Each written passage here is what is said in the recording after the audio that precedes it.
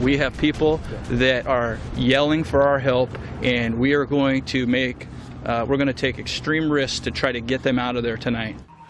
Emergency managers in Snohomish County still trying to reach people trapped by that massive landslide. The wall of mud and debris killed 3 people and injured at least 8 others. And people who live along the North Fork of the Stillaguamish River are being told to evacuate.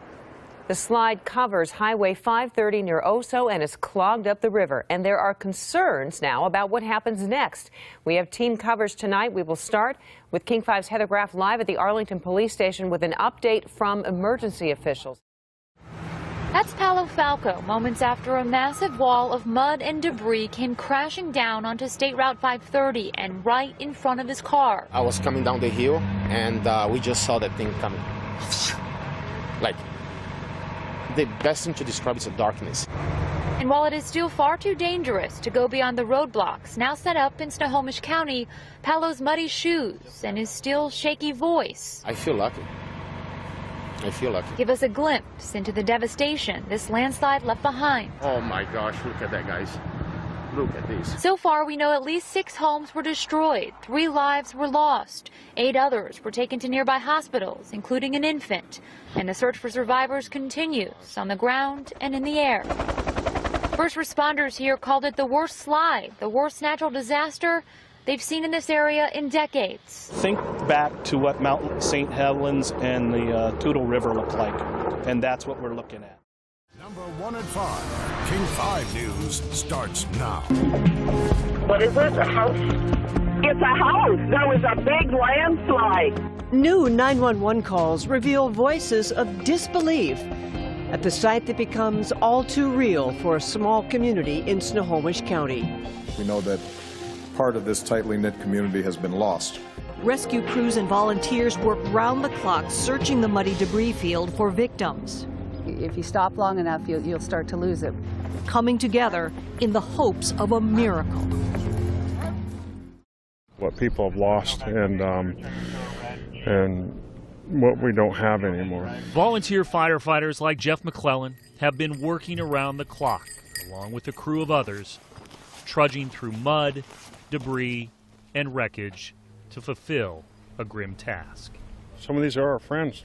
Some are, family of some of our people that serve for us. And, close firefighter friend of ours lost his wife and his granddaughter. That's tough.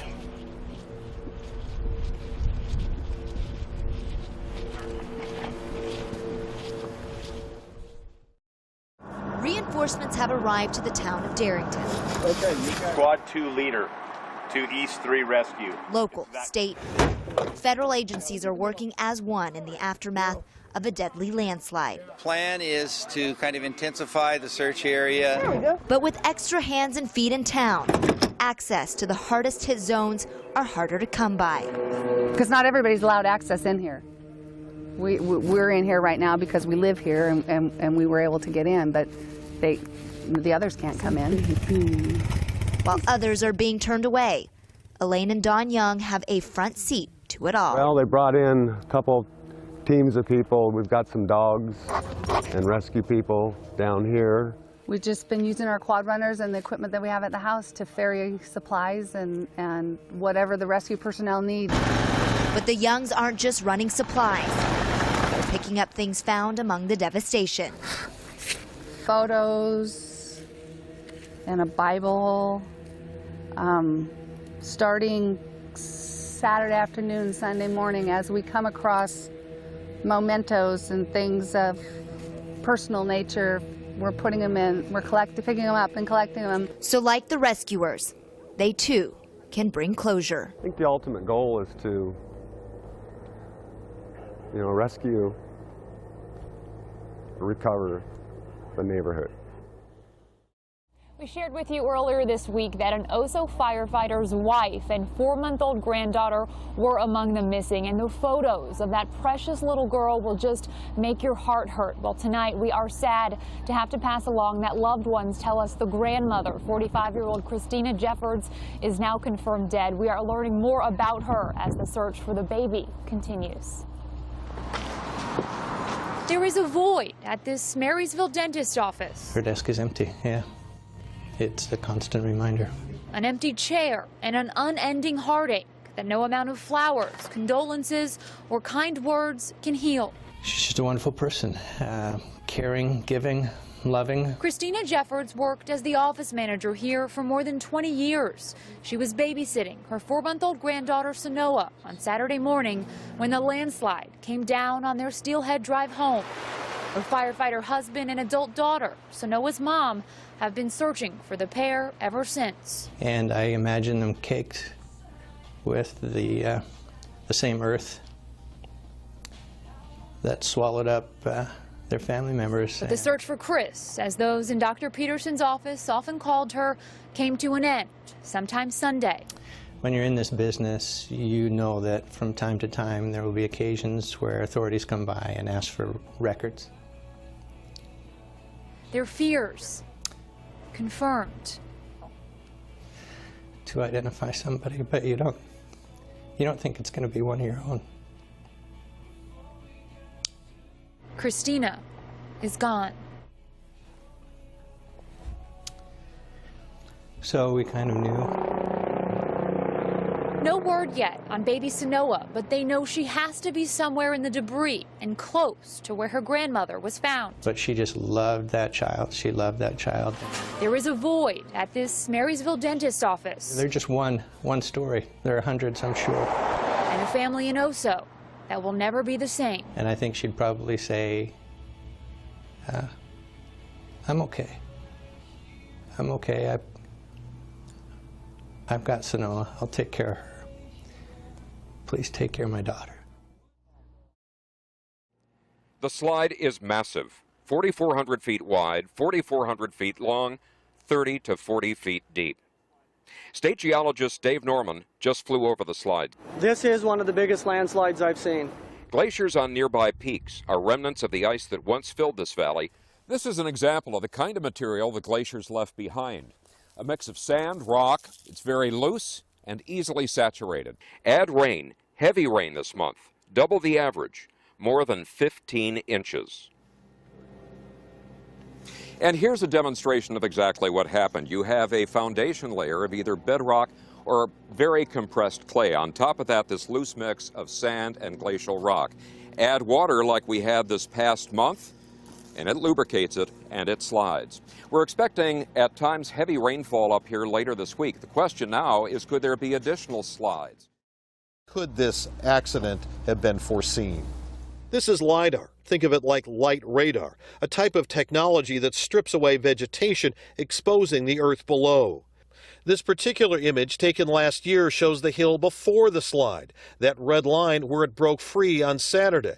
And if you look closely, you can see where the slides came before, complete with debris from the past. And my initial reaction was one of being sort of angry. Dr. Daniel Miller wrote a report in 1999 for the U.S. Army Corps of Engineers about that very area and warned of a big slide. After a portion of the road and several houses had already been destroyed by a type of landslide that had occurred repeatedly over a single person's lifespan, it seemed like not a good idea to build there again. County officials say the area was safe, that mitigation work following the last slide 8 years ago was working. The homeowners in this community, this particular community, and throughout Snohomish County were very aware of the slide potential. But Dave Montgomery, a slide expert with the University of Washington, says this area has been on the radar for geologists for a long time. But like earthquakes, timing is everything. The timing of when something like that would fail in the future is obviously very difficult to establish, but the idea that that was actually a dangerous slope was known. I wanted you to take a look at this perspective of the slide. The before picture on the left shows the Stillaguamish River and Highway 530. After the slide, the massive amount of mud and debris 1.5 miles wide cuts off the river and the highway. Family and friends of those lost in that landslide refuse to give up hope, despite just how much time has now passed. King 5's Jake Wittenberg talked to one woman who made it her mission to find her friend, and she did. And you know, the look on people's faces, they couldn't believe it, and at that point in time, we didn't even know the magnitude of it. And she didn't know that her childhood friend Summer Raffo, who shared a love of horses, was buried. Her mom she called me and she was crying and she said, "Summer's stuck in the mud." At that point in time, I promised her that I would do whatever it took to make sure we got her out of the mud. Summer's brother Dane also made that his mission. He, Cook, and others dug through the debris day after day. We were locating bodies. We located, 3 bodies. But it was Wednesday when someone spotted Blue. And anybody that knows Summer knows that she drove a blue Subaru. They weren't going to give up until they could, figure out if somebody was in the car, and they found her. Cook and Dane were able to stall the recovery helicopter long enough to call other family, so she and 3 of Summer's brothers could be the ones to pull her free from the driver's seat. Breaks your heart, but you're also relieved. She's no longer in the mud. Some closure tonight for the family of 4-month-old Sanoa Hustis. Her body was found today at the site of the landslide. According to the family, she will be buried with her grandmother, Christina Jeffords, who was found in debris not far away. Christina was babysitting her granddaughter when the slide happened. Sanoa Hustis, Christina Jeffords, and Steve Neal are some of the people featured in a special section on King5.com dedicated to the victims of the slide. You can go there and read their personal stories. Just look for the link on King5.com. Up to 7 million cubic yards of land and debris broke loose during the landslide. To give you some perspective, that would cover 547 football fields, including end zones, 6 feet deep. It would fill Boeing's Everett plant, the world's largest building, almost halfway. And the debris field is 8 times the amount of dirt and muck being dug out by Bertha for the tunnel under downtown Seattle. Throughout our coverage of the Oso landslide, we've talked a lot about Steelhead Drive, a street virtually wiped off the map. In 2007, Snohomish County drafted a written notice warning residents that Steelhead Drive was in a hazardous area. But King 5 investigator Chris Ingalls uncovered that the notice was sent to only one homeowner there. I just lost a house and possessions. Our friends and neighbors up there lost everything. Davis Hargrave knows he's one of the lucky few. This was before I built the new deck. His longtime vacation home on Steelhead Drive is gone. But it's not the place, it's the people that matter. And he says the people in his neighborhood were never warned that a slide could cross the Stillaguamish River in his backyard and hit homes. I have no record of or recollection of any conversation, any letter, any presentation, zero, zip, nada. After this 2006 landslide near the neighborhood, Snohomish County did take steps to warn residents. The King 5 investigators found the county drafted this notice in 2007. The Hazard Area Disclosure Notice warned that the area is at risk of potentially life-threatening destructive mud, water, and debris flows. But records show the notice was only issued once to one homeowner on Steelhead Drive. What I think is that, there's a failing of the system here somewhere. The notice was signed by a couple in 2009 who wanted to move this manufactured home onto their Steelhead property. The county planning department says the notice was only required to be signed for building permits, and there was only one since 2007. Everyone else, from people buying homes in the neighborhood to longtime owners like Davis Hargrave, knew nothing about the official county warning. If these conclusions could have prevented one person up there, one person, one more survivor, and they didn't give it to us, then there's fault. Neighbors say the county allowed 7 homes to be constructed right after the 2006 slide, another cue that all was safe. The homes were permitted before the warning notices were required in 2007. One builder I spoke with on the phone said he too was unaware of the ongoing danger. He worked for the company that built those homes, and then he bought one. His stepson is now among the missing. Perhaps no one could have predicted the massive slide that swept Steelhead, but reports and warnings of potential risks seem to never make it to the people actually living in harm's way. They should figure out what happened, why it happened, and they should figure out how to fix it so it doesn't ever happen again. The county has said that people knew of the risks on Steelhead Drive and chose to live there anyway. But in the paperwork we've seen, there doesn't seem to be much written evidence of that. What do you do when all the questions seem to lead to dead ends? Hello. Would you like to donate anything today? If you're 12-year-old Kelsey Lee, Thank you. you set out a jar. Have a good day. Kelsey has raised $500 the past 2 days after school, Thank you. where an empty desk now sits, belonging to a classmate who is missing. We have a lot of counselors in the library, and a lot of my teachers were crying.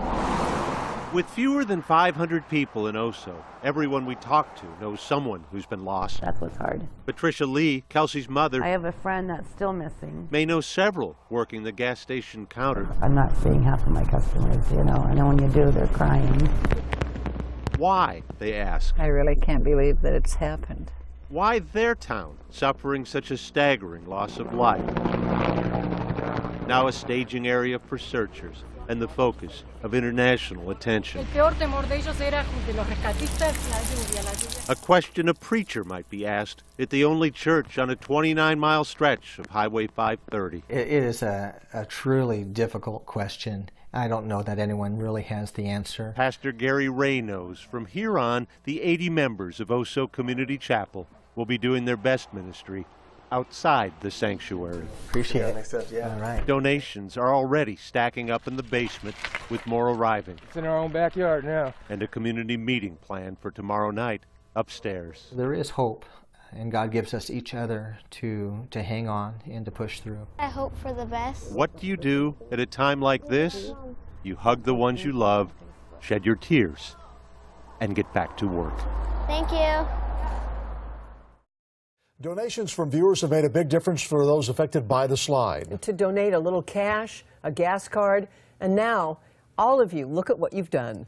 Here's Jesse Jones. Our journey begins in Mount Lake Terrace at Red Onion Burgers, where they had a huge fundraiser. And a lot of this money is going to go for gas cards. Come on, Sean, what do you have?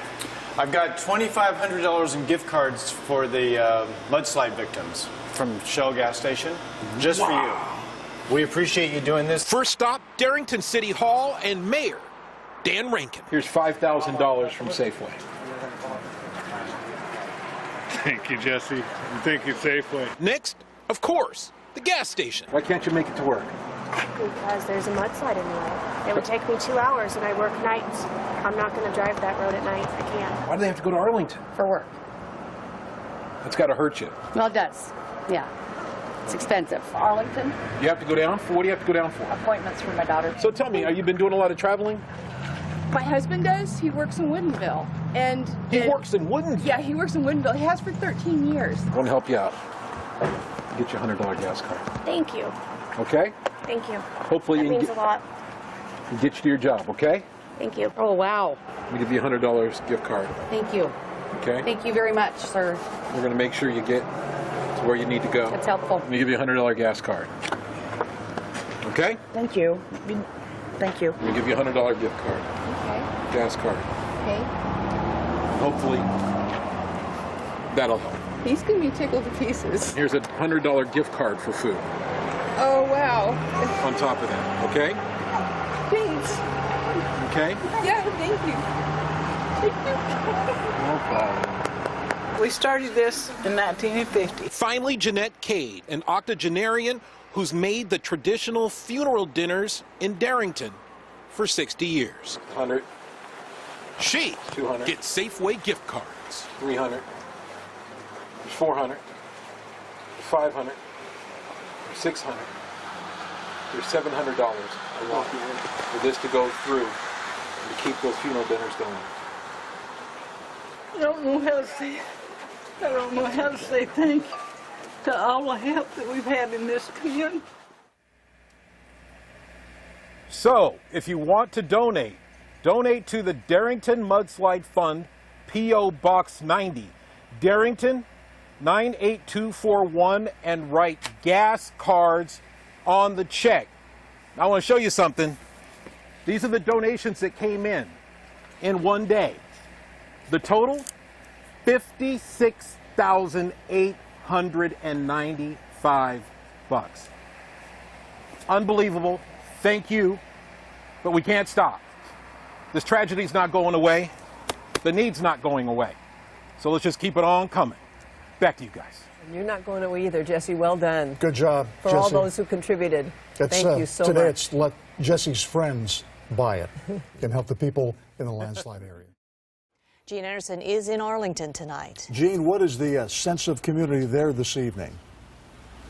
I'm trying to encapsulate what it feels like to be here, to coming from a big city like Seattle to a tiny community here in Arlington. And I think it's four things. Even those people that are not caught in a mudslide, they're frozen too. They wait, they watch, they hope. And one more thing they do until they hear good word, they help. We have diapers, baby food, formula. Ron and Shirley Vognild filled their van in just 10 minutes with donations. Just felt the need to do something to help out. I've been watching the news and I'm away just a little ways from tears and having a hard time handling it. But they needed to get the perishable food up there right away. So we went home, got the van, and let's do it. I just kind of put out the word on Facebook. Amanda Davidson and friends, using Facebook, filled an entire trailer in just 3 hours. Why are you doing this? They need it. They need it. It's so devastating. These people, what they're going through, and we needed to do something. You're going through it too. Yeah. Well, I'm an EMT, first responder. So, knowing that there's a firefighter that his family's missing, okay. Knowing that we had to do something. There were tears. Thank you. Now I want your t-shirt. But this caring seemed to make everyone feel better. Thank you for what you're doing. Yes. And a hug is nice. Few tears here as well. It's pretty hard to see these people go through such terrible, terrible times, but the help is just tremendous, and it's so appreciated. I was up at Oso last week, and I have to say it's the hardest story I've ever covered.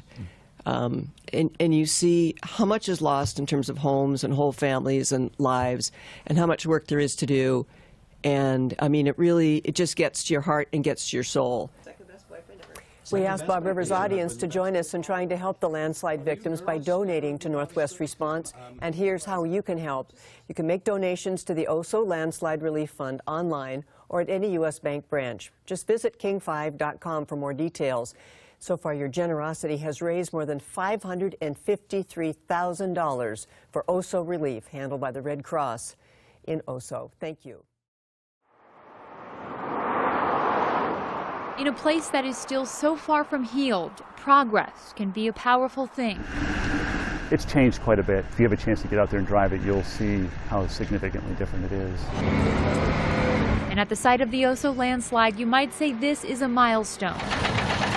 70 acres of land once completely covered in debris that come Friday will finally be clear. We processed about 200,000 cubic yards of material. Matt Zybis ran the project for Snohomish County and will tell you this was about so much more than removing soil and rock. It's, the pictures and things that are very sentimental to people that were part of their lives prior to this event. It's about the nearly 1,000 prized possessions crews found as they sifted through mounds of earth and pieces of homes destroyed in the slide. I spent all morning cleaning it off. Family heirlooms. Yeah.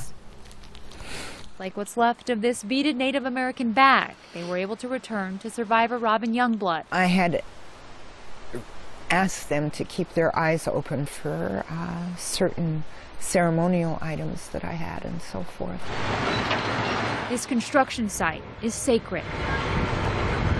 And I had asked them to please be respectful and not pass them through too many hands. And they were very good about that, and I really appreciate it. And to that, these crews have just one response. It was an honor. In Oso, Heather Graff, King 5 News. It's the prom that shouldn't have been. No hair or makeup. Dump the dresses too. Put an end to the pictures. Some smiles.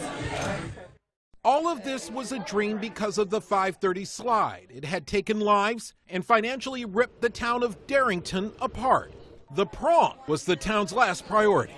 And then one of the parents was like, well, let's just find a barn and lay a tarp down and have it out there. We really didn't know what to consider. Your parents aren't going to be running the prom? Because I am. A plan was hatched. Bring Darrington the prom of a lifetime.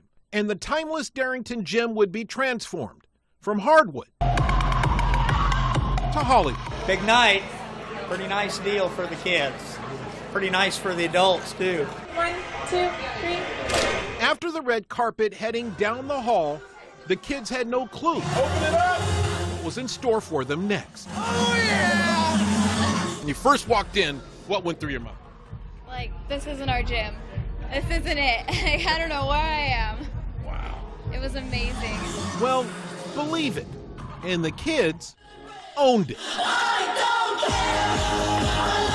The music's great and everything's great. It looks great out there, too. Can you dance, man? I think I can.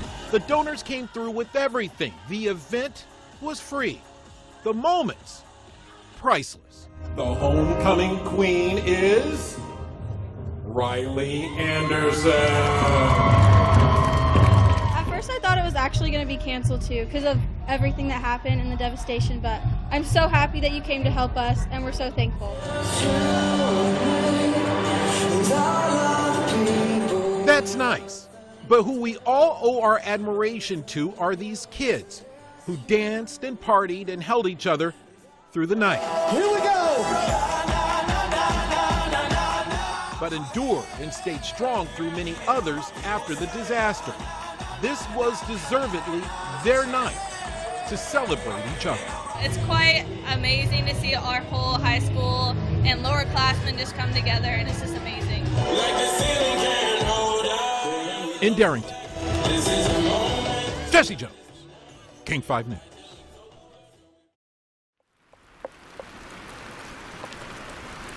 It was a rainy Saturday morning. No, March the 22nd started off like just any other day.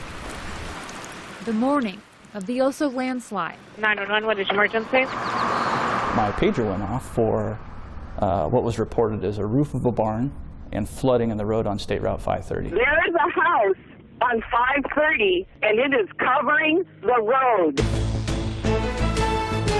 We have people that are yelling for our help. It was the longest week of this fire chief's career. And we're going to take extreme risks to try to get them out of there tonight. You know his face and you know his name because Travis Hotz had the unenviable task. Today's operation is going to involve aircraft. Of telling his community what no one wanted to hear. We didn't see or hear any signs of life out there today.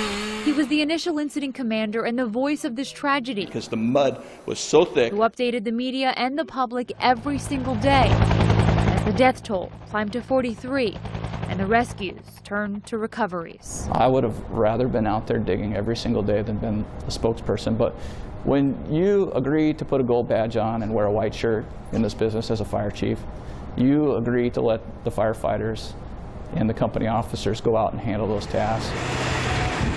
With the debris field now clear and the 6-month anniversary of the landslide upon us, we had people that we had already found. This is the first time Chief Hotz has spoken publicly since that job was complete. I don't take life for granted. I realize that it's fragile and that the unthinkable can happen at any time, at any place.